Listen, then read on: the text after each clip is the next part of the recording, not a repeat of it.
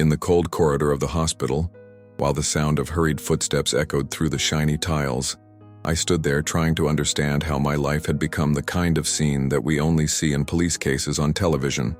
I, a man of more than 40, accustomed to the constant rhythm of my work as a federal lawyer, always trusted what logic could explain, but at that moment, nothing made sense. My wife was on the stretcher, with her arm scarred by a wound that I knew very well had not been caused by me, because I was inside the car with her when it all happened. I saw, I heard, I felt her growing tension, and I realized how she was trying to turn a small disagreement into a reputation-destroying firestorm. She was always younger than me, 10 years apart, and always thought that meant she could bend me with some kind of emotional play. But at that moment, I didn't feel anger, just a strange feeling that something had crossed all possible limits. I kept quiet as the police entered the room because inside me something screamed that if I spoke too soon it would spoil the only chance to show who was lying. She looked at me with that trained face, the weak voice, and a trembling in her hands that I knew was rehearsed, and at the same time uttered the phrase that seemed to have been kept for days. "He hit me."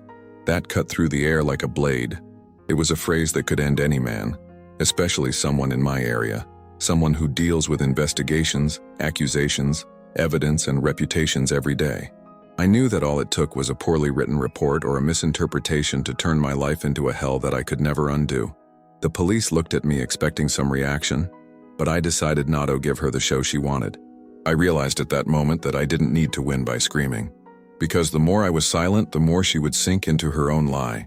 She squeezed her arm as if she were about to pass out, and her family, all accustomed to the stories she made up to look like the perfect victim, began to murmur things about how cold I looked, how distant I looked, as if this was some kind of proof of guilt.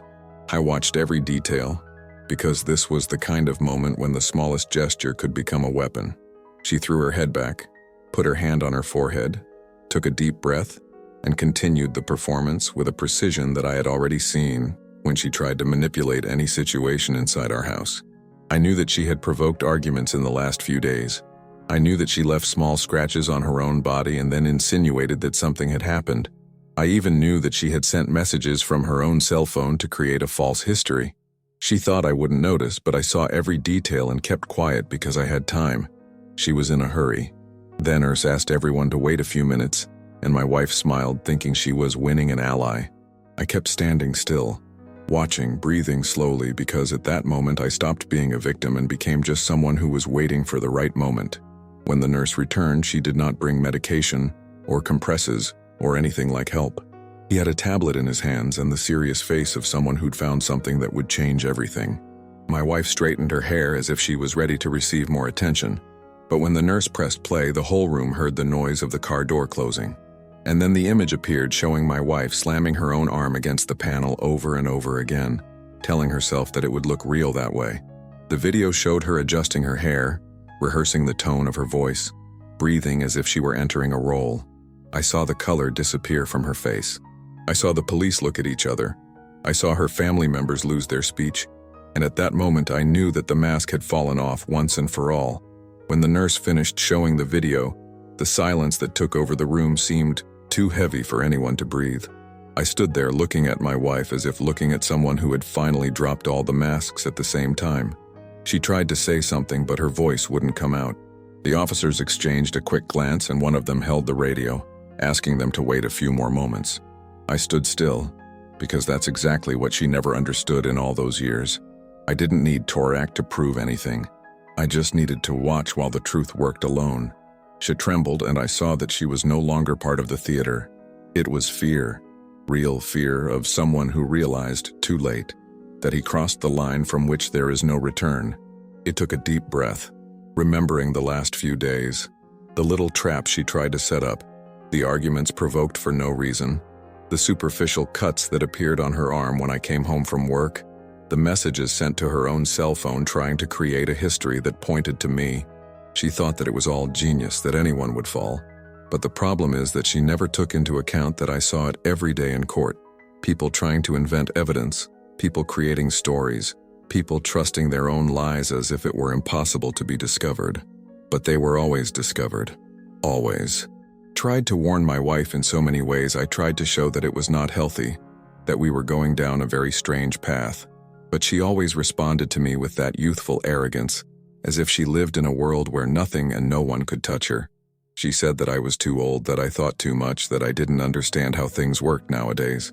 But at that moment, seeing that despair growing inside her eyes, I realized that she finally understood that she was no longer the one who controlled the narrative. The nurse stood by me without saying anything, perhaps understanding that this was one of those moments that no one needs to talk about. Her family members were unresponsive, some with their hands on their mouths, others staring at the ground as if trying to find some explanation that justified her behavior. But there was no explanation. It was pure manipulation. It was an attempt at destruction. It was such a risky plan that it could have destroyed my career, my reputation, my freedom. One of the officers approached the bed and asked if she wanted to say anything before filing the official report. She opened her mouth, closed it, tried to take a deep breath, tried to look at me for some way out, but I didn't offer anything. Not a word, no defense, nothing, because I had time. She was in a hurry. I saw her head hang down as if looking for a last-minute lie, but there was no more room for invention. The video was too clear. It was too strong. It was definitive. The officer wrote something down on the pad, asked her to extend her arm and check the injury while comparing the image with the dashcam record. He looked at his colleague and shook his head the way police officers do when they realize that someone has dug their own grave. They didn't have to argue much. The decision was already there, stamped on their faces. The nurse said she found the video because the car model we used automatically records any impact on the dashboard, and as the system was synchronized with the clinic's app, she received the alert. She explained it calmly, almost too professionally, but I realized that there was a tone of indignation hidden there. Not indignation with me, but with the whole situation. My wife tried to argue that it didn't prove anything, tried to say that the image could be out of context, even tried to say that the video could have been altered. But her voice no longer had the same firmness as the lie. She was trembling. It was vague. She was insecure. And I realized that for the first time she wasn't playing anything. She was feeling it. The policeman asked her to stay seated because she would need to answer some formal questions. I took a step back so as not to get in the way, but also because I needed a bit of distance. It wasn't out of anger. It was due to tiredness. Tired of trying to understand someone who didn't want to be understood. Tiredness of dealing with a marriage where everything has become a power game. Tired of realizing that, after all, I was living with someone who would have destroyed me without hesitation if the video didn't exist. As they began to record their testimony, I stood staring out the hospital window, watching the parking lot outside, the movement of cars coming in and out, and thinking about how a simple car ride had become the turning point of my life. I didn't feel victorious. I didn't feel like I had won anything. I just felt a kind of strange relief, as if a tension I had been carrying for months had finally broken. I knew that from then on nothing would be the same as before. I knew she couldn't keep trying to blame me without facing her own consequences. I also knew that the police would not take that case lightly as they expected. No one tries to incriminate someone in this way and gets away with it. And as I thought about it, I realized that it was the first time in a long time that I felt safe within my own life. When the cops finished the first notes, the room seemed smaller, as if the air was trapped inside along with all the lying that had finally lost strength. I watched my wife trying to keep some composure, but her every gesture gave away how bewildered she was. She held the sheet so tightly that her fingers turned white, and every now and then she looked at me like someone looking for a branch in the middle of a flood. I didn't offer anything. After everything she tried to do to me, I needed to maintain the distance that the truth itself had created between us. One of the officers asked her to explain why she had said I assaulted her when the video showed otherwise. She swallowed hard, tried to create some new narrative, but couldn't. The words stumbled before they even left. It was at that moment that I realized something that I had never noticed so clearly. She thought she could overcome any situation just with staging, because for years many people believed in her. But there was no room for illusion. There was evidence there, and evidence does not tremble, does not cry, and does not change history. I leaned against the wall, letting the weight of the situation run down my back. I remembered every moment that preceded all that, the way she started to create discussions about trivial subjects, always waiting for me to react in some aggressive way to use it against me later. the times when she came close to the mirror with marks. That later, I realized she made herself. The messages sent late at night to her own number, as if they were proof of threats. I kept quiet, watching everything. Not because I was afraid, but because I knew exactly where it was going to end. People who act like this always end up falling into their own trap. She was in a hurry to blame me. I had time to understand what was happening. The nurse remained next to the police with the serious face of someone who had also been deceived for a few minutes. She folded her arms, maintaining a professional posture, but I noticed that there was a mixture of relief and indignation there, like someone who refused to be used as part of a theater. When my wife realized that she had no more argument, she started to cry for real. But this time the crying didn't convince anyone. There was no sound of empathy coming from her family. There was no accusatory look coming from the police. It was just an empty, directionless cry that came from someone who knew he had lost control over everything. The officer asked her to stand up slowly so that they could lead her to another room to continue the formal testimony. She hesitated, looked at me once again as if she expected me to say something that could soften the weight of that situation, but I was silent. I felt it was very important to keep my stance firm, because this silence was not revenge. It was protection. It was the only thing I could do to not be pulled back into a cycle that had already hurt me emotionally for months. When she finally got to her feet, her family members moved away a bit, perhaps afraid of being part of the next chapter of the mess. Her mother, who always treated me coldly, looked at me as if she were seeing my face for the first time, without the distorted lens of her daughter's stories. She didn't apologize, but her look said it all. She understood now that her own daughter had created a monster that only existed in her imagination. The policeman opened the door and asked us to go into the hallway. I let them go ahead. I walked slowly, feeling each step as if I were rebuilding my own ground. The feeling of relief was so great that I needed a few seconds to understand what was happening inside me. I was not happy nor satisfied. I was free. Free from a guilt that never existed. Free from a manipulation that could have ended my entire career. Free from a marriage that had already become a one-sided competition. In the hallway, as they directed my wife to another room, I watched people pass by without imagining what was happening there. For them, it was just another day in the hospital. For me, it was the end point of astery that had gotten out of hand. The officer came back to me and said I could wait at the front desk while they finished gathering the necessary information. I thanked him and went there, sitting in one of the hard chairs that were lined up against the wall. As I stared at the shiny floor, I realized that for the first time in months my chest wasn't tight. It was strange, almost uncomfortable to feel peace in a place so full of tension, but I knew that this was not just any moment. It was the beginning of a new chapter, one where I could finally breathe without fear of what the next accusation made up would be. In silence, I felt that some part of me had awakened, a part that I thought had disappeared a long time ago. I knew there was still a lot to work out, but in that instant, sitting there, I understood that the truth had finally found its way. When I stood alone in the reception, looking at the constant movement of people coming in and out of the hospital, I felt that my whole body was finally understanding what my mind had known for some time. I couldn't continue living within a relationship that always put me on the brink of a made-up tragedy. I remembered all the times I tried to talk to my wife honestly, explaining that our marriage needed calm, respect, maturity, but she always turned every conversation into a dispute. It was as if she needed me to be the villain so that she could continue to be the victim. There, sitting in that uncomfortable chair, I realized that this dynamic had not started yesterday. It had been built gradually, like a house erected on unstable ground, where each lie was a misplaced brick that sooner or later would make everything collapse. And now, it had collapsed. I ran my hand over my face, feeling the accumulated fatigue of months, and thought about how difficult it had been to admit to myself that I was trapped inside a marriage that was already unhealthy. Not because I didn't try, but because she didn't want to try. She wanted to control. She wanted to create versions of reality that benefited only her. I stayed there for a few minutes until the same policeman approached and asked me to accompany him to a more reserved room. He said that I was not being accused of anything, but I needed to record my version of the facts to complete the official report. I got up slowly, adjusted my jacket, and followed him down the silent aisle.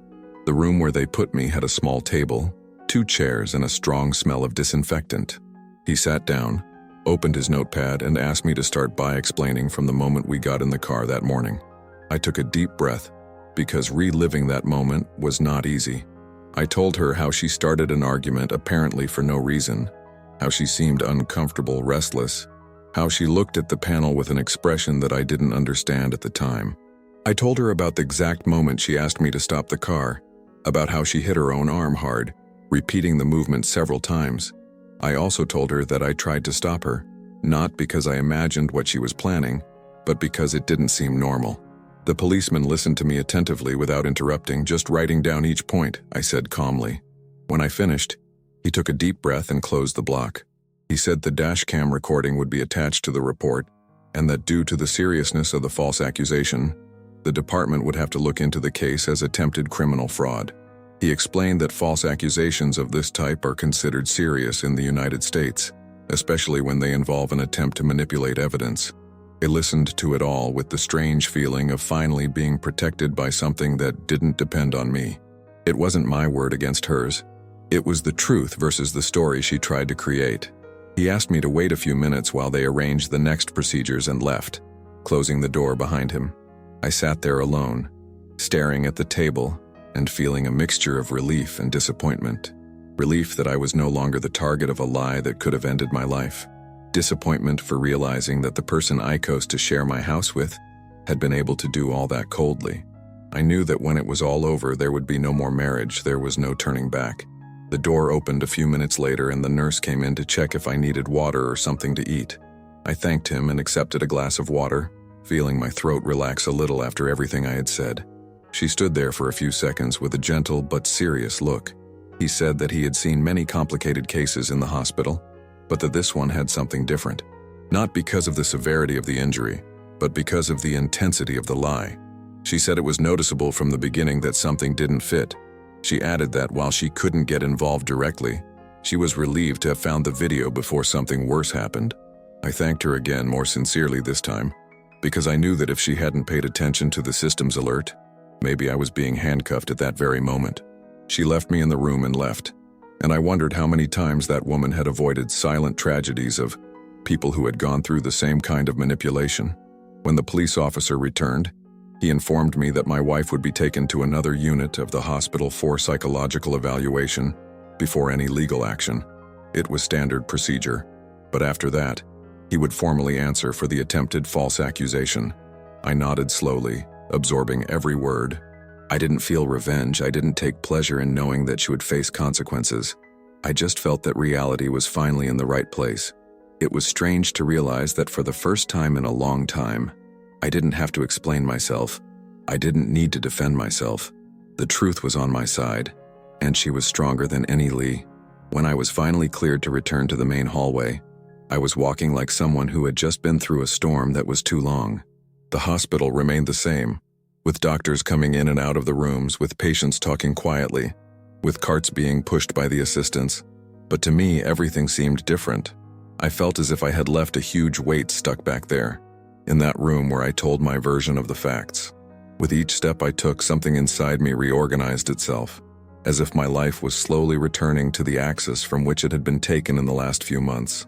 When I arrived at the reception again, I sat in the same chair where I had waited before. But this time, the silence did not bother me. I needed him. I needed a few minutes to understand what lay ahead. The policeman approached slowly and handed me a card with the number of the department responsible for the case. I said that they would keep me informed about the next steps, and that, at that moment, I was completely cleared. I said this with the firmness of someone who wanted to make sure I understood. I was not under suspicion. I wasn't the problem. It was strange to hear that. Even though I knew the truth all along, even though I had seen with my own eyes the video that proved my innocence, I still carried the impact of the unfair accusation.